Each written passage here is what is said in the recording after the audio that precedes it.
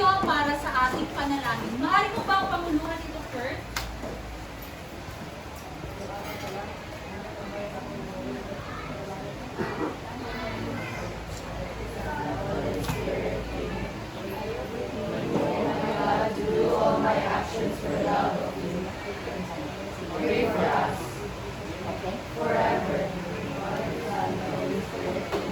Magandang umaga mga mag-aaral! Magandang umaga po, Teacher!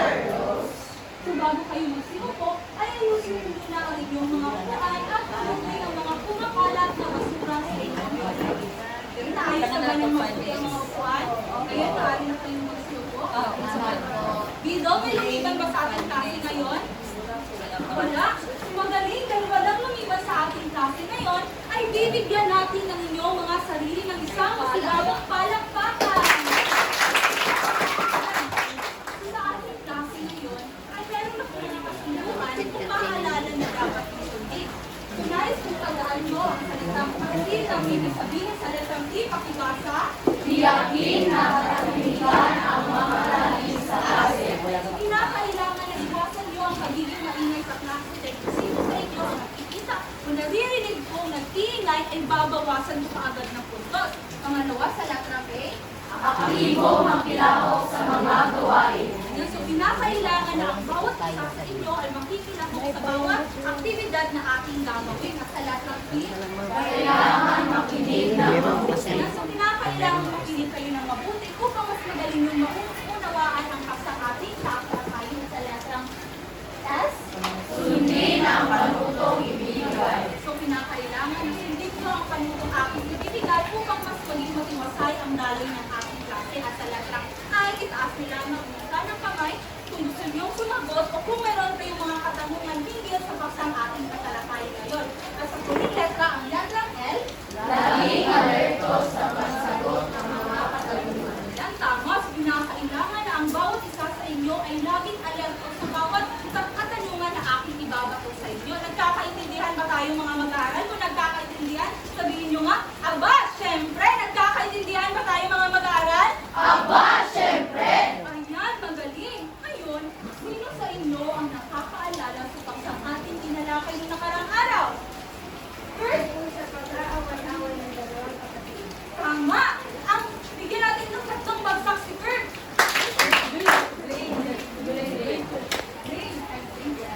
So, ang paksang ating tinalakay noong nakarang araw ay patungkol sa pag-aaway ng magkapatid na pinamagatang sa aralin siya ang patotohanan. So ngayon, meron naman tayong panibagong paksang tatalakayin. Pero bago tayo dumangin sa ating paksa, ay magkakaroon muna tayo ng isang gawain. So tatawagin natin ito, senaryo ko, gampanan mo. So harating ko kayo sa dalawang pangkat. So ito yung magiging unang pangkat at pangalawang pangkat. So bawat pangkat ay pipili ng isang representante. So ang mangyayari ay meron akong ipapanood sa inyo ng video clip.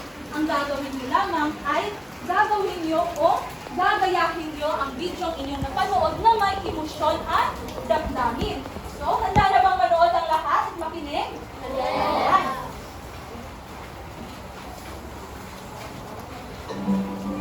Kasi ikaw naman talaga yung magaling, di ba? Ikaw yung matalino, ikaw yung maganda. Lahat, ikaw na. Kapatid kita, Bobby, kaya mahal na mahal kita, pero... Alam mo yung totoo, ingit na ako sa'yo. Ingit ako sa'yo, Bobby. Pero bakit tayo naligtas? Pero bakit kasalanan ko? Parang kasalanan ko. Ayan! So, sino ang napili ng unang pangkat na maging representante? Maaari bang tumayo at pangalawang pangkat? Sino ang napili? Ayan, maaari ba kayong pumunta dito sa harapan? Ayan, pakibilisan, okay? Handa na ba ang lahat? Manood!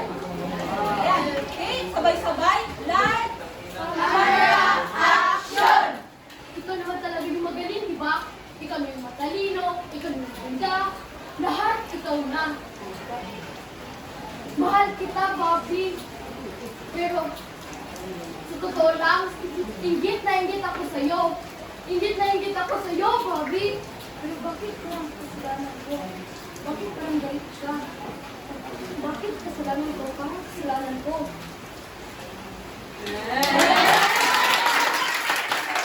Dahil na nagpagaling sa pag-arte, ang bawat pangkat ay makakatanggap ng 10 puntos. Ayan, tungkol saan kaya ang video inyong pinanood?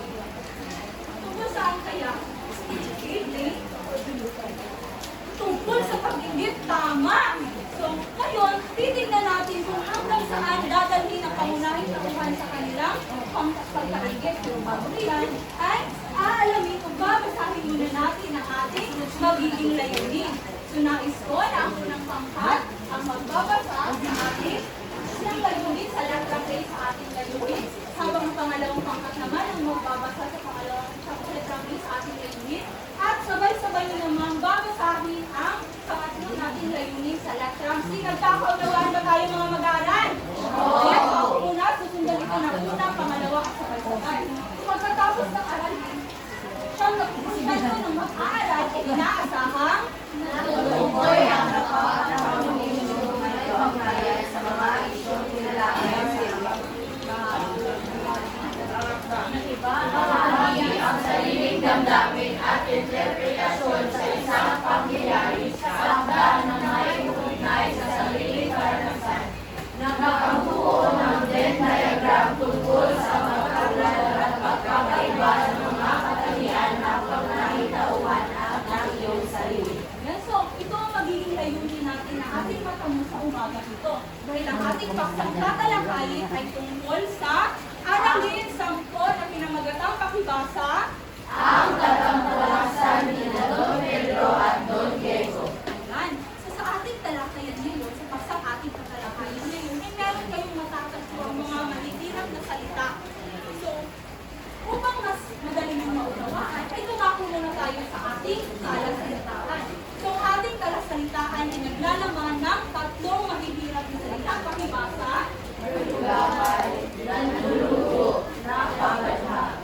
So, ang tanong, saan nga ba ninyo matutukoy ang kasing kahulugan ng mga mahihirap na salitang ito?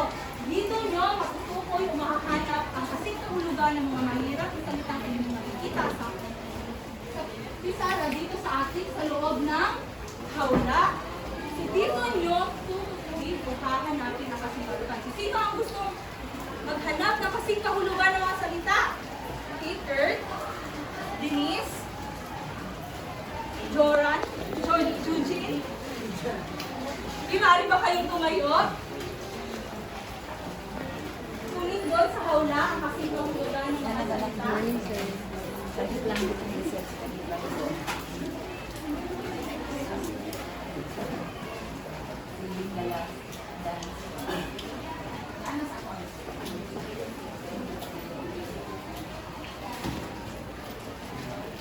Nakuha niyo na ba? Maaari niyo na bang ipa-skill?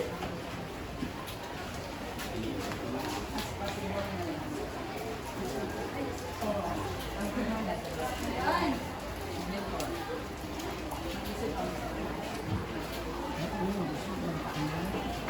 Yan. So ngayon, titingnan natin kung tama nga ba ang kanilang mga kasagutan. So ang salitang gulapay ay ibig sabihin daw ay pananaglay. Tama nga ba? Tama nga ba? Tama!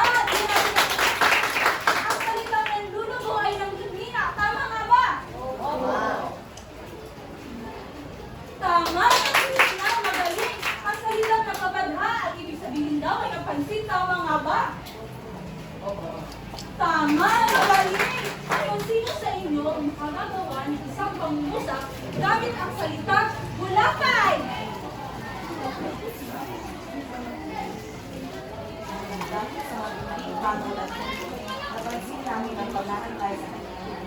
So dahil sa pagod at lungkot ay napansin ninyo ang gulapay sa kanyang mukha. Magaling bigyan natin ang 3 bagsak si Carl. Dahil dyan makakatanggap ka ng gantimpala. Ayan, so sino ang makagagawa ng isang pangungusap gamit ang salitang nanlulugo? Nanlulugo si David dahil sa pagkatapos ng kanyang malumang sakit. Nanlulugo si David dahil sa pagkatapos ng kanyang malubhang sakit. Tama, bigyan natin ng 3 bagsak. Kirstin! Ano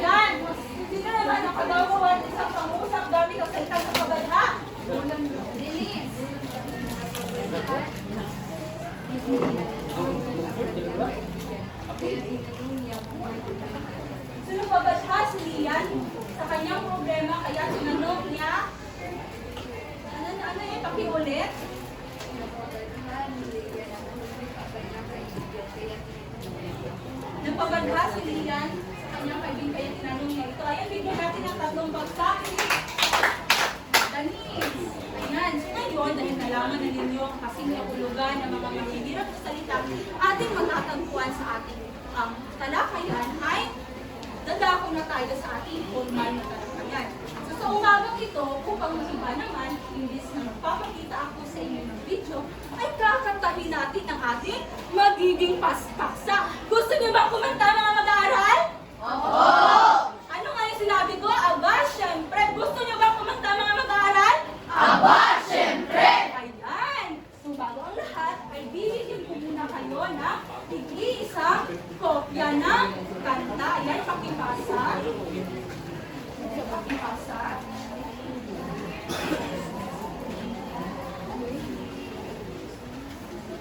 Okay, handa na ba ang lahat? So ang kantang ating kakasakin ngayon ay pinamagatang bunga ng inggit na nilapatan ng tunog ng Sa Ngalan ng Pag-ibig by December Avenue. So muna, sundan ko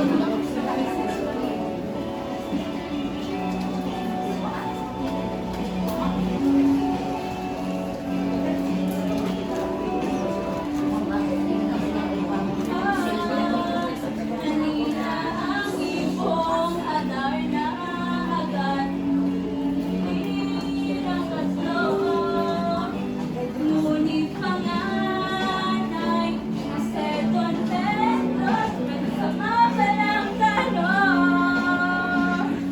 Oh, sabayin niyo ako.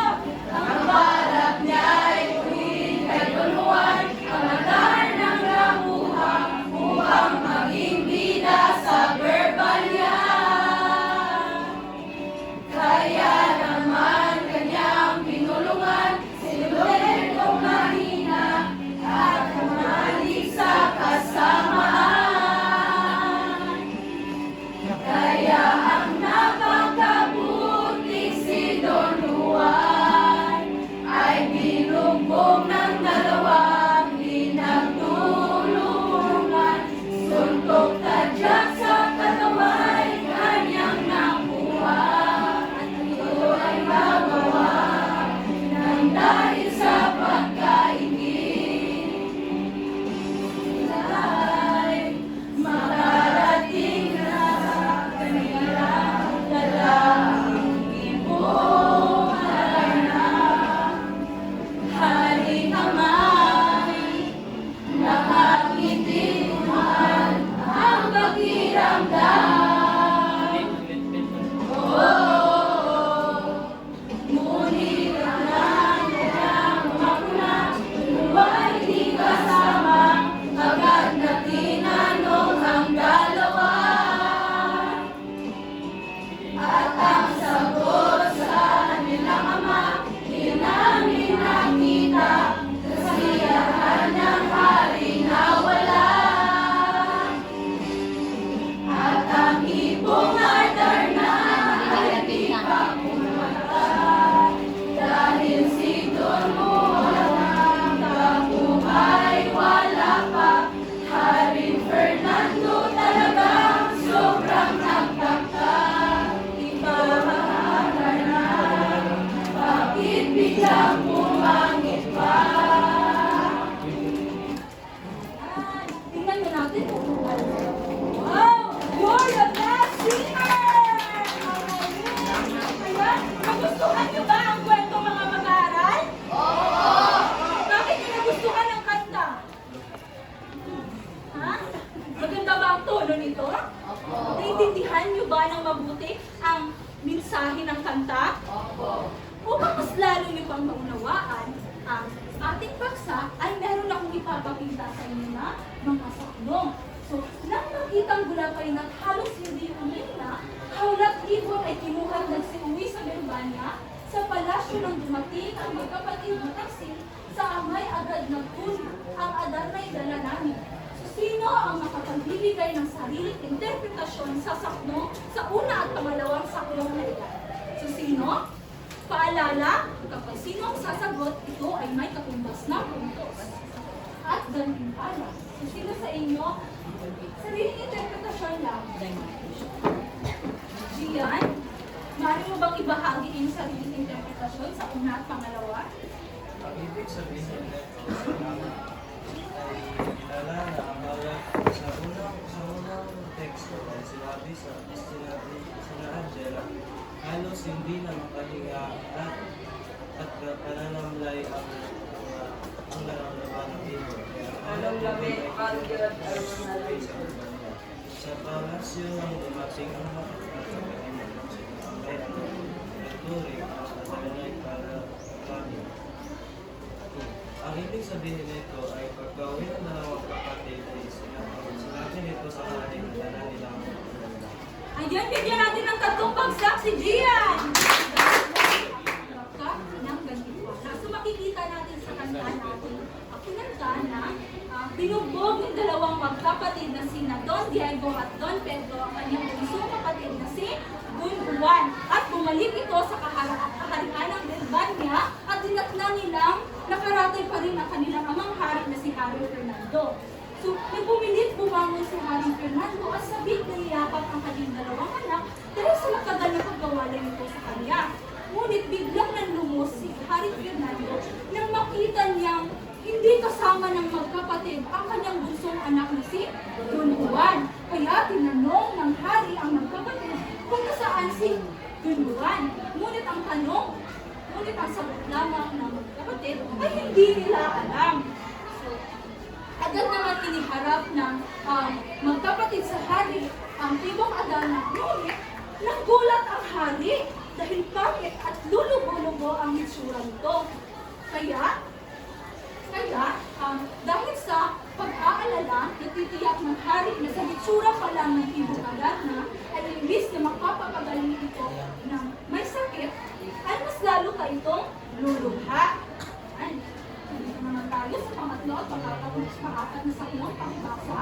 Bakit ang ibong adar ng sinasabi ang ganda? Ngayon'y ayaw nang kumanta, nalulugod umangit pa.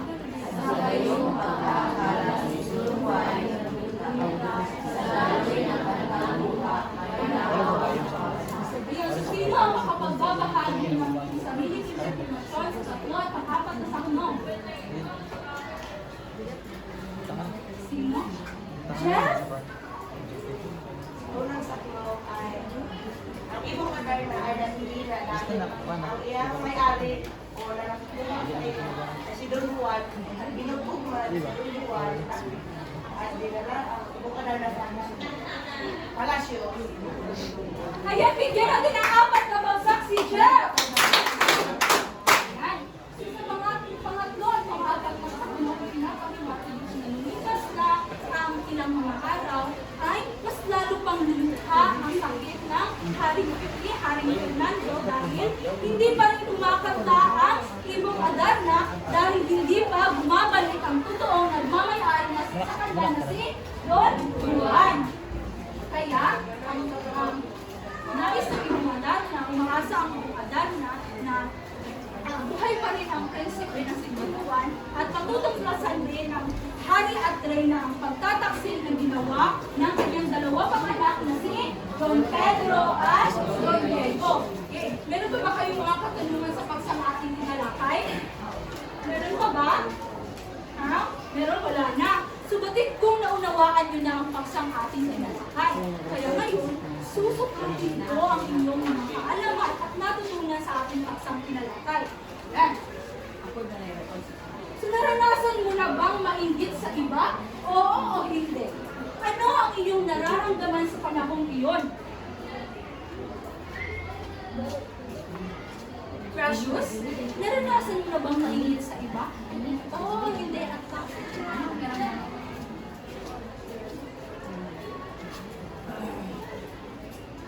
Ay kaya tinayong sarili na magsalita ng wikang Pilipino.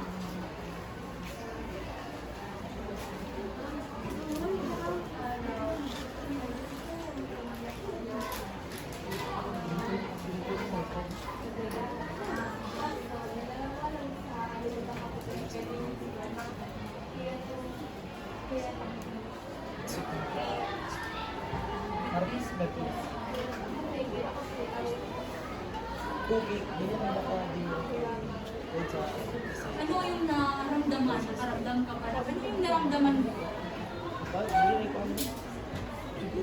Sakit, galit. Yan. So, bigyan natin ng 3 bagsak si Precious. So, ayon kay Precious, siya daw ay nakaramdam ng inggit. Dahil nung pumunta sila sa Cagayan, ay hindi siya sinama ng kanyang mga magulang, kaya siya ay nakaramdam ng sakit at selos. Ayan, so sino pa dito nakaramdam pa ng inggit? Ikaw, Kurt, nakaramdam ka din ng inggit? Bakit? Yung isang araw, ang aking ina ay bigyan na ang aking kapatid ng malaking regalo na mas mamahalin pa sa akin. At naingit ako at galit itong araw. Nakaramdam ako ng lungkot kasi akala ko hindi ako mahal. Ayan! Bigyan natin ng 4 na bagsak si Kurt! Yes, nakaramdam din ng inggit si Kurt. Nabinilaan ang kanyang ina, ang kanyang kapatid ng mamahaling bagay. Ayan. So, yun. Kung ikaw ang nasa kalagayan nito naman, mapapatawad mo ba ang iyong mga kapatid sa kabila ng kanilang pagtataksil? Oo, hindi, at bakit? Kung ako si Don Juan, mapapatawad ko sila dahil kapatid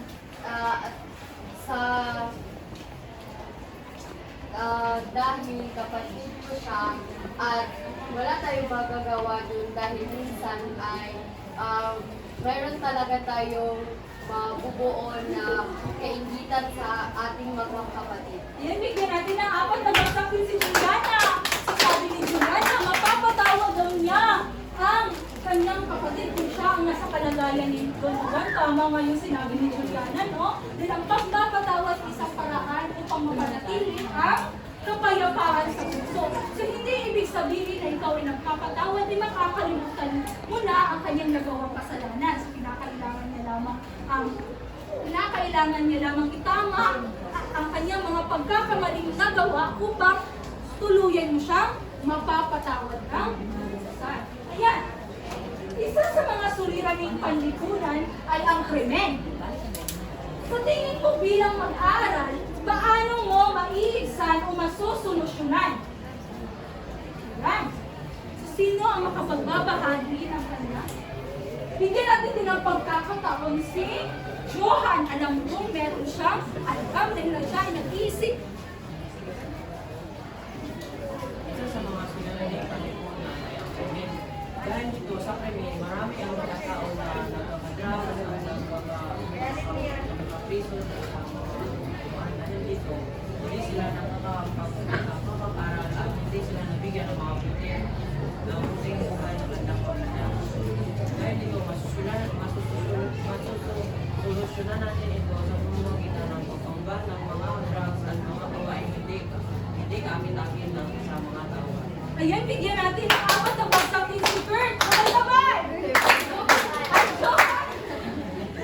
Johan, ayan, so tama nga yung sinabi ni Johan, no, na masusolusyonan din natin ang suliraning panlipunan ng krimen sa pamamagitan ng pagpapalaganap ng tamang edukasyon at pagpapahalaga sa moralidad. So, mamamagitan ng pagsunod sa batas, pagtrato, magiging mabuting halimbawa sa iba, at pakikilahok sa mga panlipunang o pangkomunidad na aktibidad ay maiibsan niyo o maiiwasan niyo ang krimen sa ating lipunan. Yan. Talagang mga matatalino talaga kayo dahil mga sagutan niyo ang mga katanungang aking ibinato sa inyo. Kaya ngayon, susukatin ko ulit ang iyong mga kasanayan at kaalaman. So, bibigyan ko kayo ng isahang gawain. Ay, makikita din natin dito, bago ko susukatin ang mga kaalaman, ay meron akong ipapakita dito. Yeah. So, makikita ninyo sa TV screen, may pagharambing ng mga krimen noong 2024 at 2025. So, makikita natin dito sa graph na mas malaki ang porsyento noong taong 2024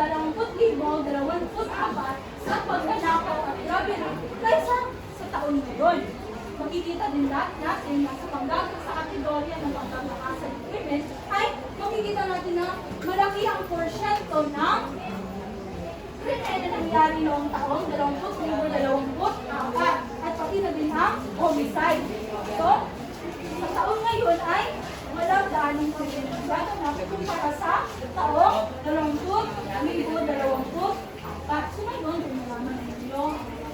porsyento ng krimen na nangyari sa ating bansa. Ngayon, ay lumako na tayo sa isang dawagin. So, sa isang dawagin ay bibigyan ko kayo ng isang dawagin. Ayan, so gamit ang Venn diagram ay paghambingin ang mga katangian mo kay Juan. Bibigyan ko lamang kayo ng 2 minuto para sagutan ang mga paghambingin mo ang katangian kay Juan. So, kinakailangan din yung isaalang-alang ang ating batayan sa pagmamalita.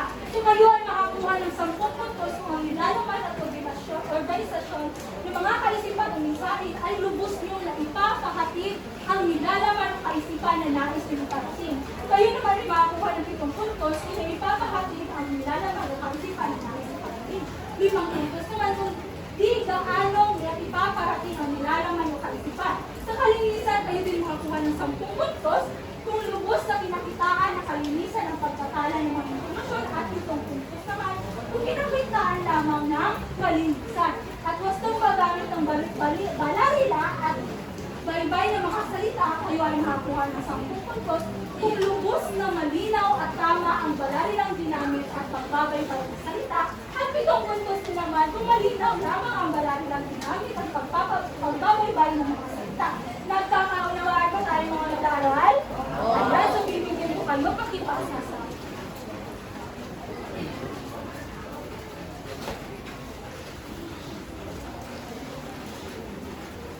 bibigyan ko lamang kayo ng 2 minuto.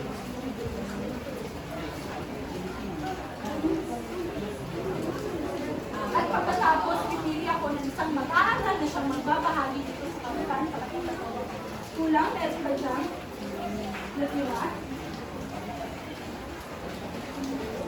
Okay, ang inyong oras ay nagsisimulan.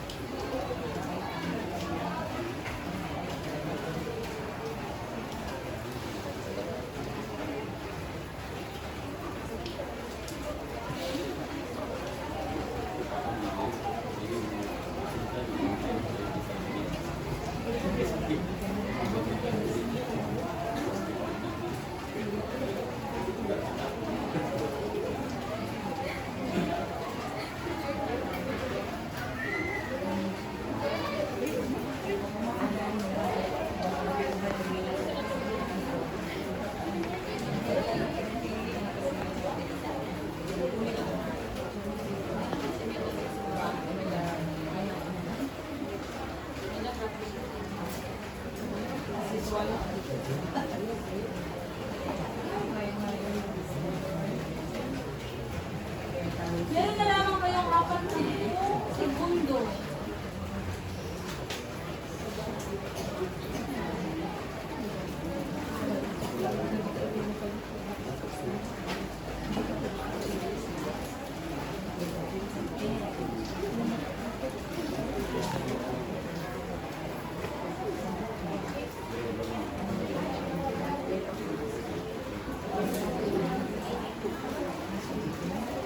Bibigyan na lang kayong 10 segundo.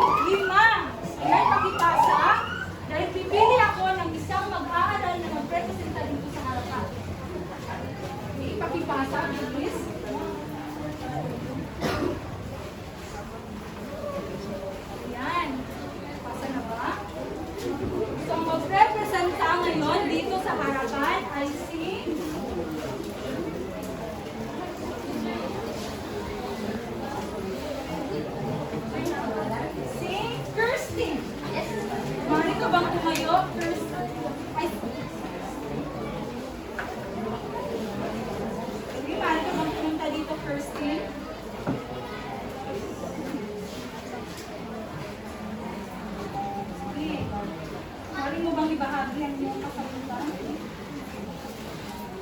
Maaari bang makinig ang lahat? Sa aking katangian, ako ay isang babae at may isang kapatid. At sa katangian naman ni Don Juan ay siya ay lalaki at may 2 kapatid. At sa aming pagkakatulad ay siya ay kami ay masipag, hindi madaling susuko, matyaga at kami ay 2 bunso. Ayan, magaling bigyan natin si Kirsten ng 3 bagsak. So, isukat ko na talaga kung gaano kalalim ang inyong mga natutunan sa paksang ating tinalakay. Kaya, dumako na tayo sa ating sa paglalakad, ang ibong Adarna ay isang kurido na may sukat at tuma. So, base sa makikita natin sa kwento na ating tinalakay na ito ay tumatalakay sa panlipunang suliranin na nangyayari sa realidad ng buhay at may pagtataksil din na naganap dahil tulad ng sa akda, pinagtaksilan ni na Don Pedro at Don Diego ang kanyang kapatid sa kabila ng pag-itirap na naranasan ni Don Juan para makuha ang ibong Adarna. Yan. Kung ngayon, magpaparoon tayo ng masulit para tulungin talaga masukat ko ang mga natutunan. Pakipasa. So, bibigyan ko kayo ng 2 minuto lamang para sagutan at tapusin ang inyong pasulit. Bibigyan ko lamang, subilugan lamang ang titik ng tamang sagot. Ipakipasa, pakibilisan.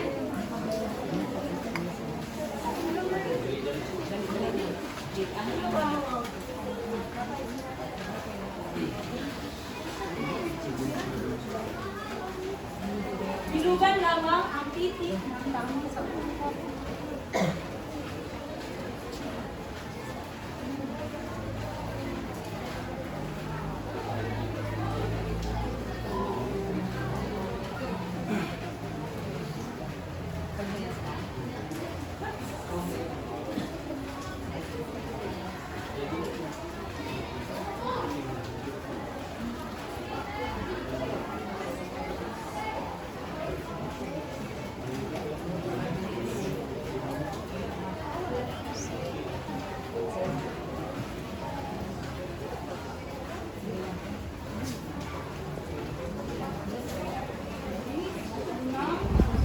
Segundo na lamang ang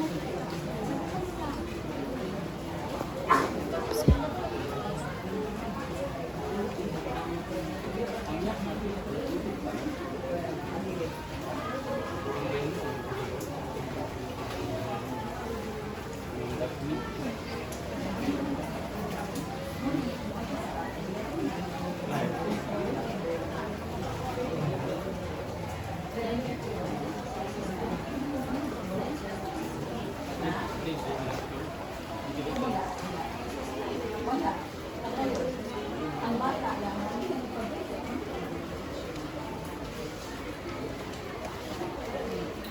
Okay, 2 segundo na lamang ang sagutan nyo lang. Sige, huwag nyo lang magmadali.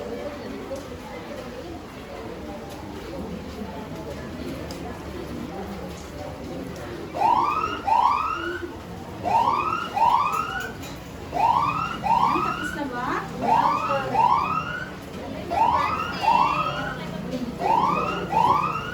Yan, pagbilang ko ng 10, kinakailangan magpalitan na kayo ng papel. 1, 2, 3, 4, 5, 6, 7, 8, 9, 10. So, magpalitan mo na kayo ng papel dahil atin bawastuhan ang inyong mga kasagutan. Kaya, nagpalitan na ba ng papel ang mga mag-aaral? Okay, magpalitan na. Okay. Tingnan nyo dito sa TV screen ang mga sagot. Okay, nagpalitan na. Okay? Bastuhan nyo na.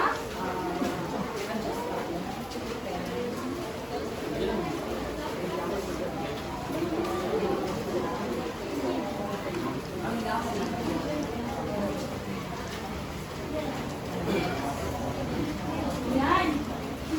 Tapos naman yung nalagtuman ng mga kalatan.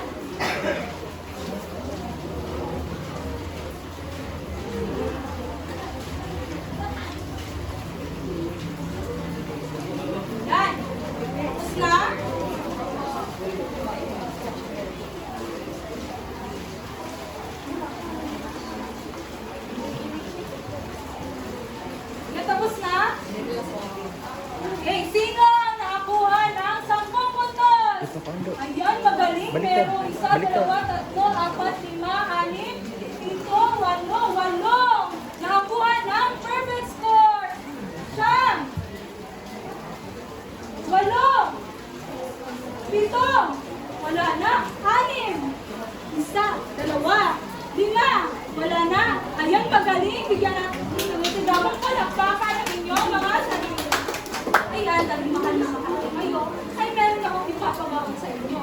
Hindi pera, hindi bagay, kundi kaalaman na dadalhin nyo sa inyong bahay. Ayan, pakibasa na sabay-sabay mag-aaral.